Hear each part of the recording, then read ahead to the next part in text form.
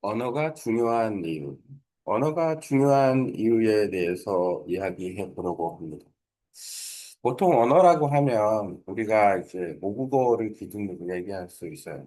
그러니까 언어라는 거는 한국 사람이 한국어를 한다라는 것은 당연한 거니까. 그 언어가 중요한 이유에서 그러나 언어는 누구나 사용할 수 있는 것이다. 사람의 특성 중에 호모로쿠스라고 얘기하는 사람은 언어적 인간이다. 생각하는 사람, 생각하는 인간. 뭐 이런 것을 보통 이야기할 수 있어요. 그래서 언어가 중요한 이유는 여러 가지인데 지금 내가 언어를 사용을 하고 있습니다.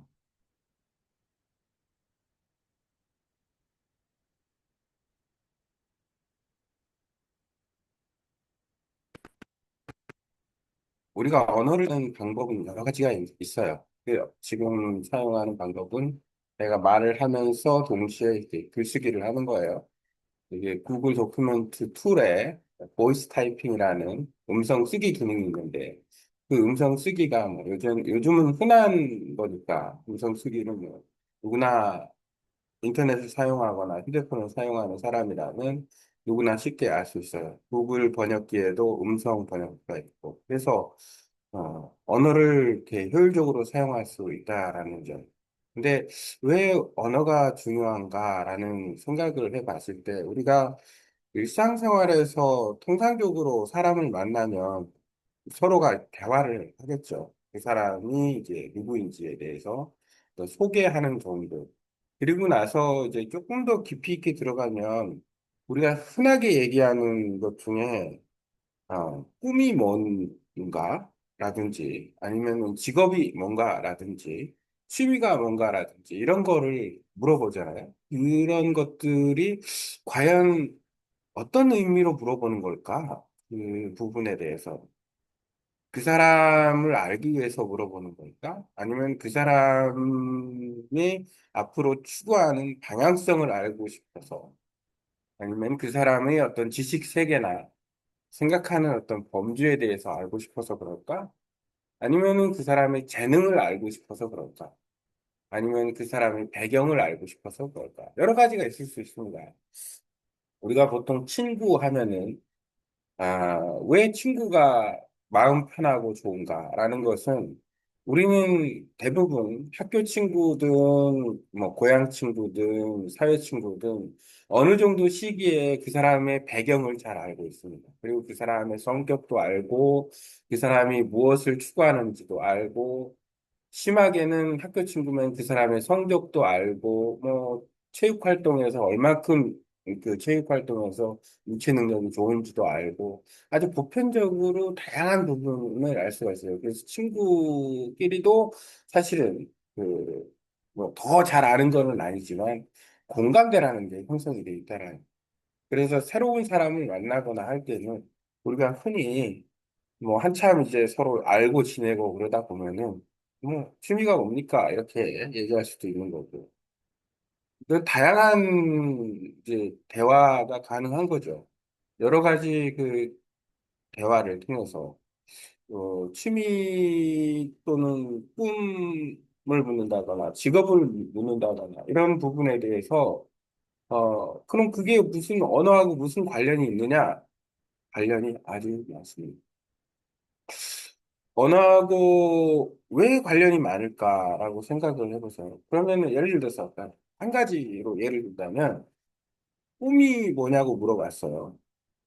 그러면 내 꿈은요 뭐 과학자가 되는 게 꿈이에요. 이렇게 얘기를 해요.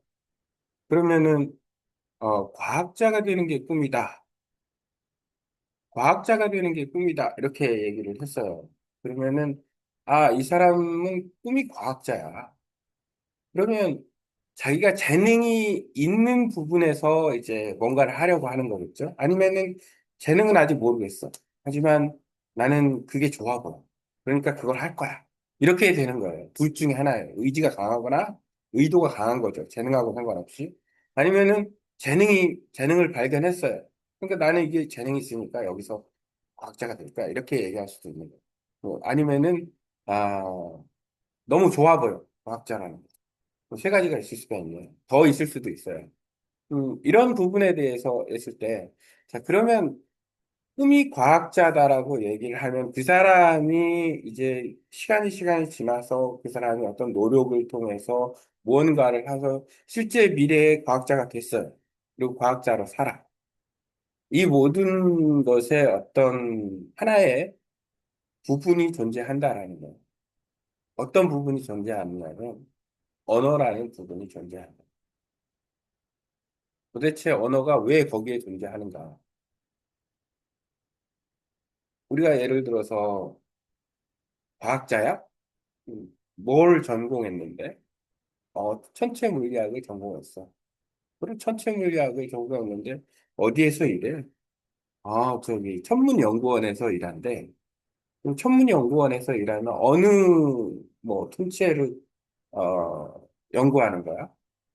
어, 뭐 한 태양계의 운동에 대해서 연구를 한다고 하는데, 자, 이런 어떤 정보를 기준으로 얘기하면 그 사람이 이제 그런 얘기를 했을 수도 있고 아니면은 이제 우리가 그걸 어떻게 알 수도 있는데 중요한 건 뭐냐면 이 사람은 이 분야에 대해서 지식이 있다라는 거. 그리고 그 지식을 활용해서 일을 하고 있는. 그 지식의 어떤 영역들은 대부분 언어로서 정리가 되고 언어로서 표현이 된다라는 거. 물론 언어가 언어를 확 펼쳐서 보여줄 수 있는 건 아니에요. 머릿속에 어떤 언어가 있는지 우리가 꺼내부터 보여줄 수 있는 건 아니다. 차근차근 설명할 수는 있겠죠. 우리가 생각을 막 보여줄 수 있는 게 아니고 말로써 설명하거나 글로써 어떤 이야기를 표현하거나 이러니까. 그래서 사람들은 자기의 전문 분야에 대해서 하고 싶은 얘기가 있을 때 전문가라면은 책을 쓴다거나 뭐 논문을 쓴다거나 이렇게 얘기해요. 이런 모든 활동이 결국에는 언어 활동이다. 근데 이제 내가 이 얘기를 하고 싶어 하는 이유 중에 하나는 뭐냐면 언어라는 것이 모국어라는 틀에 갇힐 필요는 없다라는 거죠. 우리가 외국어를 공부하는 거 역시 이제 언어의 확장이라는 거, 결국에는. 그러니까 외국어를 공부했다고 해서 뭐 그 언어가 이렇게 쉽게 말하면 내가 꿈이 있고 아니면 취미가 있고 또는 직업이 있어요. 근데 언어가 그걸 그 특성을 설명을 할 수는 있지만 언어의 종류가 그걸 설명하지는 않아요. 예를 들어서 한국에도 과학자가 있고 미국에도 과학자가 있고 중국에도 과학자가 있어요. 하지만 이 세 과학자는 다 다른 언어를 사용합니다.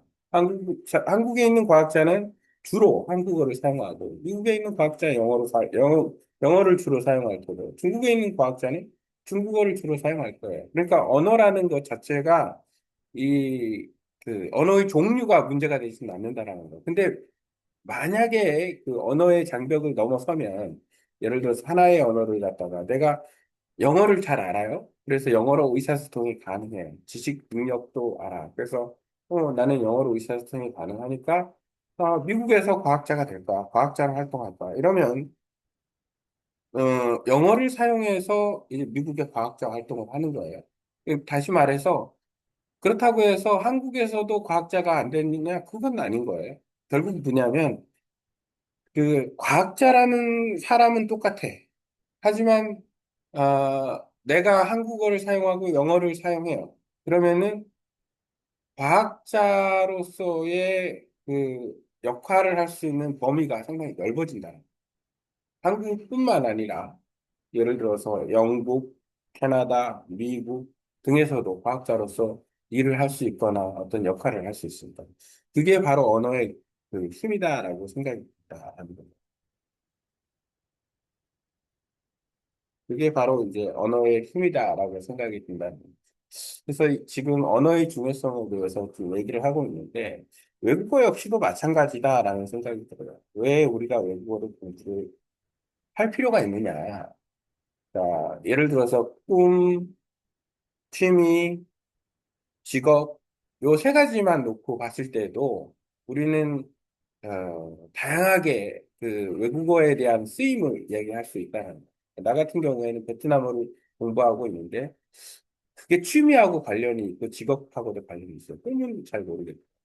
일단은 해양 스포츠가 내가 직업이니까 실제로 베트남 푸꾸옥에서 한 3년 정도 일을 했었고 그 조금 더 직업 겨울에는 한국에서 해양 스포츠를 못 하니까 따뜻한 나라에서 이제 그걸 체험하고 그 실력을 업그레이드 할 수도 있는 거고요.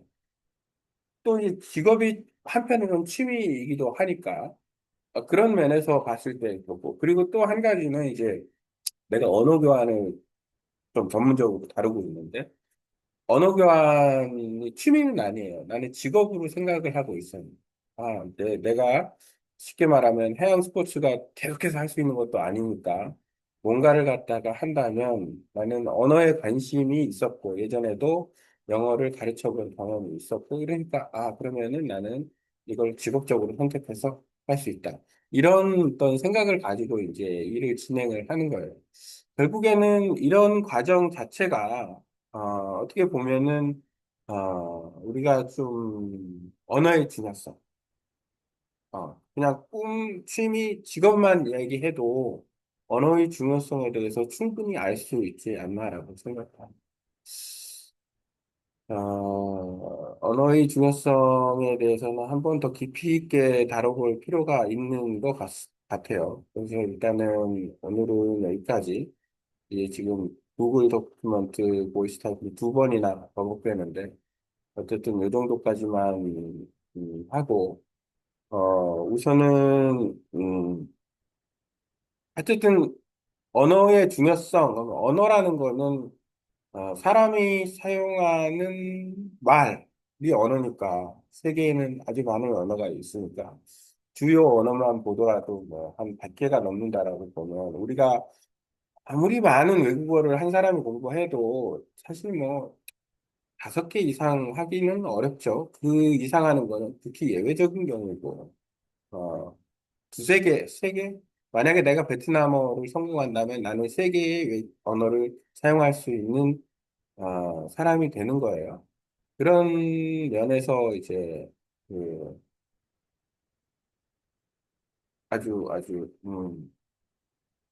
나름대로는, 어, 그, 나의 취미, 직업 기준으로는 상당히 확장을 할 수가 있는 거니까.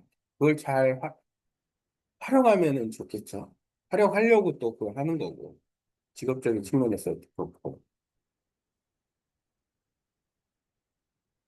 아래 내용을 언어의 중요성에 대한 콘텐츠를 만들어 주세요. 블로그 글로 만들어 주면 좋아요.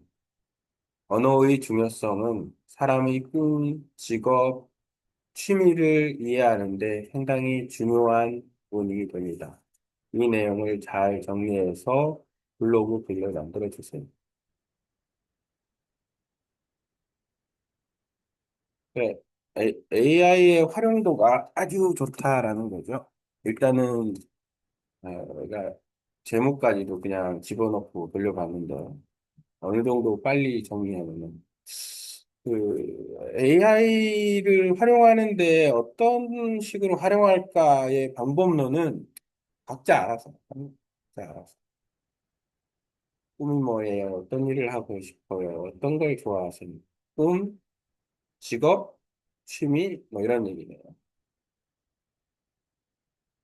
AI는 뭐 자기가 아는 범위에서 이렇게 잘 정리를 해주는 거고 나는 나대로 얘기할 거고 그래서 AI가 주는 콘텐츠를 보면 야, 뭐 새로운 게 많이 나오니까 이렇게 활용할 만한 거죠. 언어는 곧 나의 세계다. 좀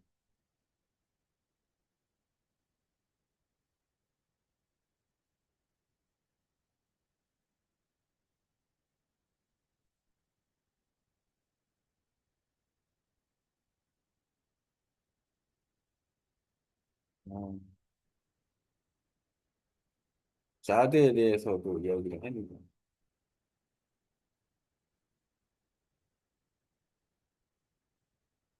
언어를 배우는 그 순간부터 단순 세계는 더 넓어지고 있습니다.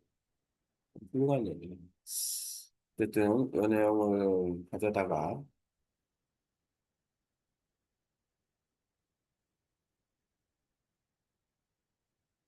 한번 읽고, 그다음에 이 내용으로 블로그에 좀 글을 좀 써 놔야 되겠다.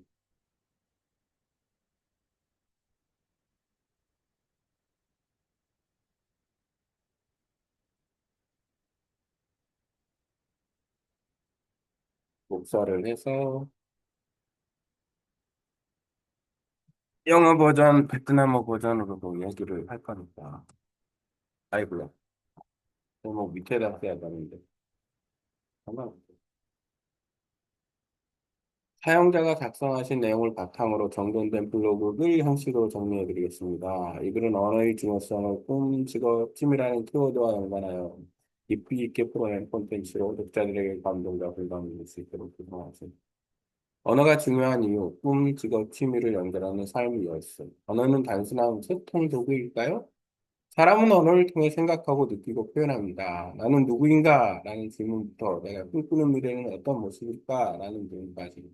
이 모든 것을 가능하게 해주는 도구가 바로 언어입니다. 많은 사람들이 언어를 단순히 말을 하거나 글을 쓰는 수단으로 생각하지만 언어는 그 이상의 힘을 가지고 있습니다. 언어는 사람의 정체성, 관계, 성장, 그리고 삶의 방향성을 결정짓는 핵심 요소이기도 합니다. 언어는 꿈을 이해하는 창입니다. 처음 누군가를 만났을 때 우리는 그 사람에게 종종 이렇게 묻습니다. 꿈이 뭐예요? 어떤 일을 하고 싶어요? 어떤 걸 좋아하세요? 이 질문들의 공통점은 무엇일까요? 바로 그 사람을 더 깊이 이해하고자 하는 의도가 담겨 있다는 점입니다. 사람의 꿈을 묻는다는 것은 단순한 호기심이 아니라 그 사람의 내면과 가치, 그리고 미래의 방향성을 엿보고 싶은 것입니다. 하지만 상대방이 자신의 꿈을 아무리 자세히 설명하려 해도 언어가 뒷받침되지 않으면 그 꿈은 흐릿하게 전달될 수밖에 없습니다. 명확한 언어적 표현은 생각을 현실화하는 첫 번째 단계입니다. 언어는 직업을 확장시키는 도구입니다. 예를 들어, 과학자를 꿈꾸는 사람이 있다고 합시다. 그 사람이 연구를 통해 데이터를 분석하고 그 결과를 논문으로 정리하고 국제학회에서 발표하는 모든 과정에는 공통적으로 언어가 필요합니다. 실험 기록을 언어로 남겨야 하고, 논문은 학문적 언어로 써야 하며, 발표는 청중이 이해할 수 있는 언어로 이루어져야 하죠. 더 나아가 외국어 능력은 그 사람의 활동 범위를 확장시킵니다. 한국어로만 연구하던 과학자가 영어를 잘하면 국제 공동 연구에 참여할 수 있고 연구 영향력을 세계로 확장할 수 있습니다. 언어 하나가 직업의 세계를 넓히는 열쇠가 되는 것입니다. 언어는 취미를 풍요롭게 만듭니다. 취미 활동도 언어와 연결될 수 있습니다. 여행, 독서, 요리, 스포츠 등 다양한 취미가 언어를 통해 더 깊은 재미와 의미를 가질 수 있습니다. 예를 들어 해양 스포츠를 좋아하는 사람이 베트남에서 활동을 한다면 베트남어를 익힘으로써 현지 문화를 더 잘 이해하고 현지인들과 교류하며 자신의 경험을 더 풍부하게 만들 수 있습니다. 언어는 단순한 대화 수단을 넘어 문화와 정서를 잇는 다리가 되어집니다. 외국어는 언어의 확장입니다. 우리는 종종 나는 한국 사람이니까 한국어만 잘하면 돼라고 생각하고 하는데 하지만 현실은 조금 다릅니다. 온라인 세계는 서로 연결되어 있고 외국어를 통해 우리는 다른 문화, 다른 생각, 다른 사람들과 연결될 수 있습니다.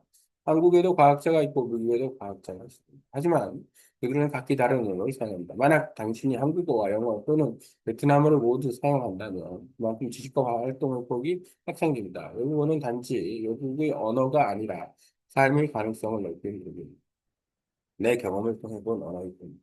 저는 해양 스포츠 전문가로 활동하면서 베트남에서 약 3년간 일한 경험이 있습니다.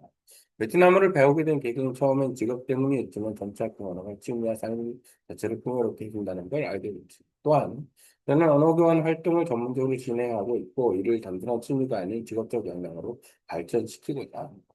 언어는 제게 있어 단순한 도구가 아니라 미래를 설계하는 나침판이 되어주고 있습니다. 마무리하는 언어는 곧 나의 세계이다. 꿈, 직업, 취미. 우리가 살아가며 가장 자주 마주하는 이 세 가지 키워드 모두 결국 언어와 깊이 연결되어 있습니다.